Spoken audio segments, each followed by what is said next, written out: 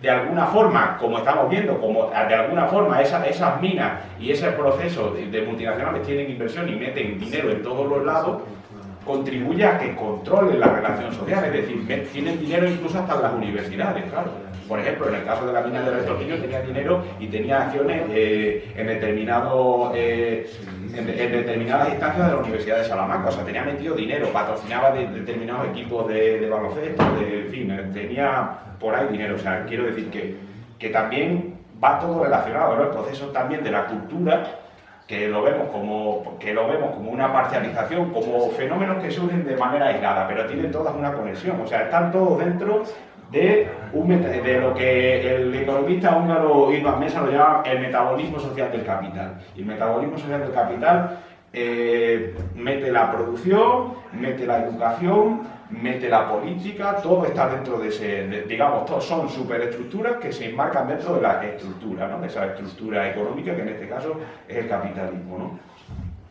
De alguna manera, pues bueno, mencionar como tema, como uno de los elementos que pueden poner, digamos, solución a este problema, que lo ha comentado antes el compañero, cómo podemos ser capaces, en este caso desde un sindicalismo, ¿no? Pero desde una noción de sindicalismo de movimiento social. Eso quiere decir que no sea un sindicalismo abstracto, que se centre solo en una relación contractual, es decir, tú tienes un contrato de trabajo, yo como contrato de trabajo te lo voy a resolver, que me parece algo plausible, pero que se encargue también de construir un proceso de enmarcado, es decir, un proceso en el cual no solo se encargue del empleo actual, sino de un proceso en el cual se encargue del empleo que puede llegar a venir, ¿no? Y de alguna forma el sindicalismo tiene que tener una capacidad de construir y de participar en las políticas socioeconómicas, porque un efecto de que el sindicalismo no participe en las políticas socioeconómicas son los recortes brutales que está habiendo en la sociedad actual de manera impepinable, vamos.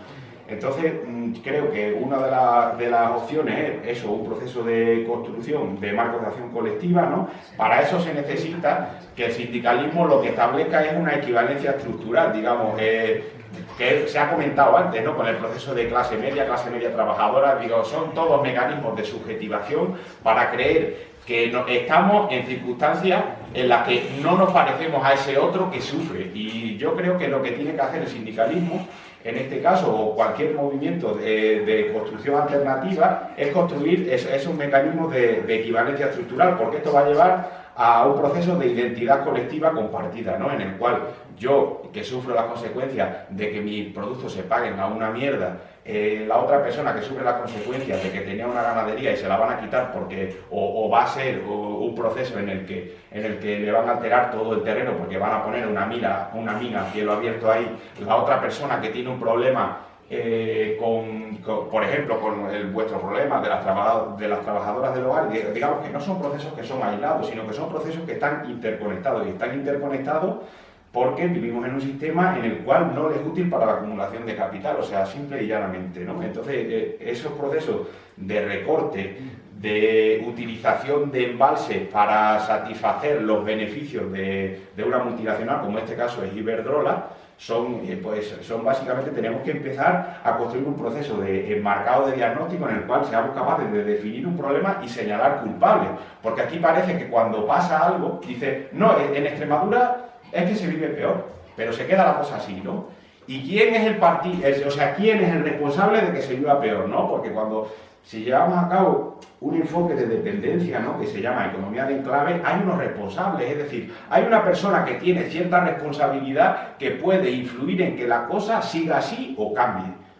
Y en este caso ha influido en que la cosa siga así, es decir, en que seamos una comunidad autónoma en la cual se está destinando el territorio extremeño para extraer materias primas y mano de obra barata, ¿no? El Vara lo dijo el otro día, ¿no? Que va a venir la revolución, incluso nos tratan por imbéciles totales, ¿no? Porque lo habla de revolución cuando es un proceso en el cual nos está sometiendo a ser una colonia, ¿no? Que ya lo mencionabais antes con Víctor Chamorro, ¿no? Que hay regiones esquilmadoras y esquilmadas, ¿no? Como digamos, hay una región que se constituye como un capital central, ¿no?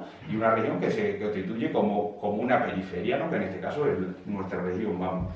creo que es interesante también en este ámbito señalar el marco de pronóstico, ¿no? El dar algunas soluciones, ¿no? El decir, como ha dicho Manolo, ¿no? Es verdad que hacemos un análisis de puta madre, sacamos datos sociológicos, sacamos datos psicológicos, señalamos el problema, pero ¿dónde están las soluciones? ¿No? Es verdad que las soluciones, evidentemente, no es tan sencillo porque, claro, la solución es un proceso de construcción colectiva, ¿no? Una de las soluciones que se puede dar, por ejemplo, a este proceso de eliminar intermediarios, pues por ejemplo, las iniciativas como las que salieron pues, con la gente esta de Ángel Calle y demás, ¿no? De crear un centro de distribución, comarcalizar la distribución de los productos, que lo has comentado tú antes, es decir, crear centros de acopio, de abastecimiento que sean pequeños a nivel comarcal, porque antes existía lo que era la figura del cabeza de partido, ¿no?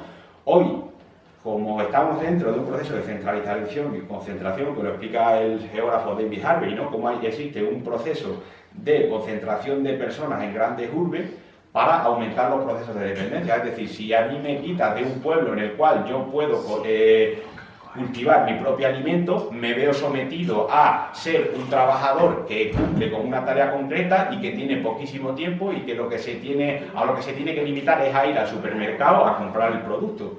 Con lo cual, evidentemente, eso imposibilita una soberanía alimentaria, eso imposibilita una producción de cercanía, eso imposibilita una producción sana, porque ni siquiera, ya no es que no tengas dinero, es que no tienes tiempo para producirlo, básicamente.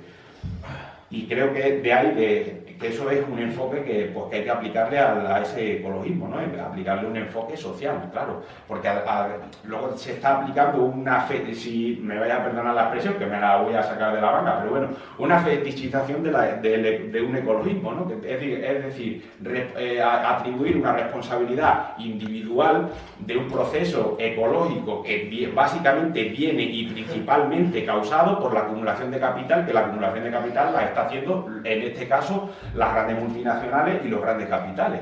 Porque además, como tienen más recursos, consumen mucho más. Por lo tanto, son mucho más responsables de este proceso ecológico, ¿no? Eso por un lado.